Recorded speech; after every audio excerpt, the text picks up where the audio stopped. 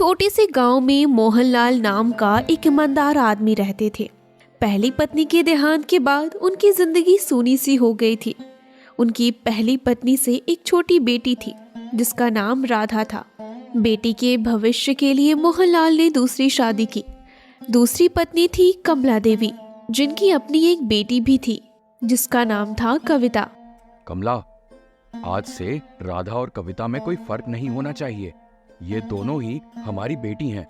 हम इन्हें मिलकर पालेंगे।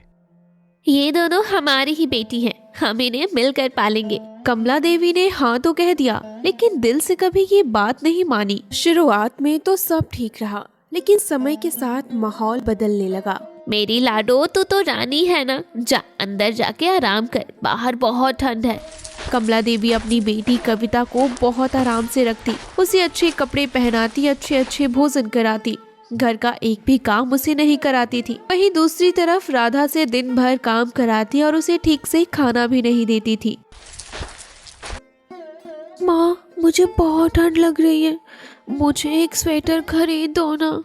चुप, हर समय तुझे कुछ ना कुछ घटा ही रहता है, जा पहले घर का काम निपटा। कमला देवी की बात सुनकर राधा उदास होकर अपने कमरे में चली जाती है। मोहनलाल ये सब देखते थे, लेकिन घर की शांति के लिए वो चुप रहते। कमला, राधा भी हमारी बेटी है, उसे भी थोड़ा प्यार दे दिया कर। तू हर दम उसको डांटती रहती है। आप ही ने इसे सिर पर चढ़ा रखा है, आपको तो सिर्फ राधा ही दिखती है, मेरी बेटी नहीं। अरे कमला, तू ऐसा क्यों बोल रही है? मेरे लिए तो दोनों ही बराबर हैं।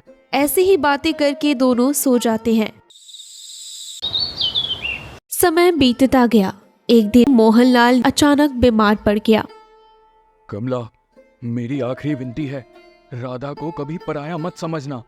उसे कोई अच्छा लड़का देखकर कोई अच्छे घर में उसकी शादी कर देना। इतना बोल मोहनलाल ना छोड़ गए। मोहनलाल के जाने के बाद राधा बिल्कुल अकेली पड़ गई थी। अब उसकी सौतेली माँ उससे दिन भर काम कराती।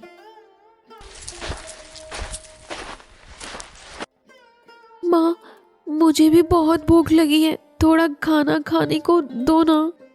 तुझे बहुत भूख लगती है, एक तो तुमसे घर का काम अच्छे से होता नहीं और ऊपर से तुझे 4 बार भूख लगती है। चल भाग यहाँ से, खाना नहीं है। कमला देवी की डांट सुनकर राधा अपने कमरे में चली जाती है। राधा उस दिन भूखे ही सो जाती है। एक दिन कविता की शादी के लिए अमीर घर से रिश्ता आया। मेरी बेटी रानी बनकर जाएगी। उसी समय राधा के लिए एक गरीब लेकिन ईमानदार लड़का श्याम का रिश्ता आया। इस तरह कमला देवी ने अपनी दोनों बेटी की शादी कर दी। राधा, मेरे पास दौलत नहीं है, लेकिन इज्जत और साथ है।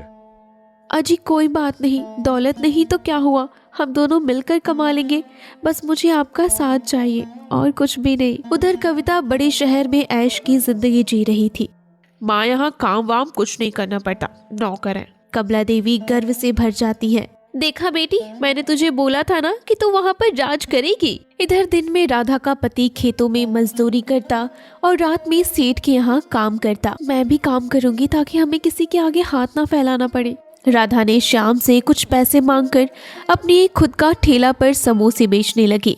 पति पत्नी की मेहनत रंग लाई और धीरे धीरे गरीबी पीछे हटने लगी। कुछ साल बाद कविता के पति का कारोबार डूब गया।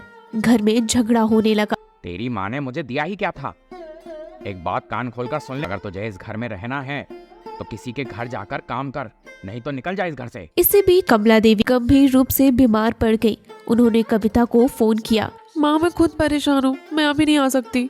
इतना बोलकर कविता फोन काट देती है। गांव वालों ने राधा को खबर दी। राधा को जैसे ही पता चला कि माँ की तबीयत खराब है, वो सब कुछ छोड़कर अपने पति के साथ माँ से मिलने आ गई। राधा माँ की सेवा करती, दवा खाना, पैर दबाना, सब कुछ करती थी। मुझे माफ कर दे बेटी, मैं गुनहगार हूँ, मैंने तुझको कभी भी अपनी बेटी नहीं समझा। माँ, बीती बातों को जाने दीजिए, आप मेरी माँ हो, मैं वही कर रही जो एक बेटी को करना चाहिए। एक दिन कविता भी माँ से मिलने आई। माँ को राधा की गोद में चैन से सोते देख उसकी आंखें भर आई। दीदी, असली बेटी तो आप हो ना, माँ ने आपको कितना दुख दिया, फिर भी आप चली आए। और एक मैं हूँ, माँ ने मुझे रानी की तरह पाला, फिर भी मैं नहीं आ सकी। अब ये सब छोड़ कविता, पहले ये बता कि तू कैसी है। फिर दोनों बहनें मिलकर माँ की खूब सेवा करती। थोड़ी ही दिन में कमला देवी बिल्कुल ठीक हो जाती है। सगी सौतेली कुछ नहीं होता, जिसके दिल में ममता हो वही सच्चा अपना होता है। राधा ने माँ को गले लगा लिया। इस कहानी से ये सीख मिलती है कि सौतेला व्यवहार रिश्तों को तोड़ देता है, लेकिन प्रेम और संस्कार टूटे घरों को भी जोड़ देते हैं।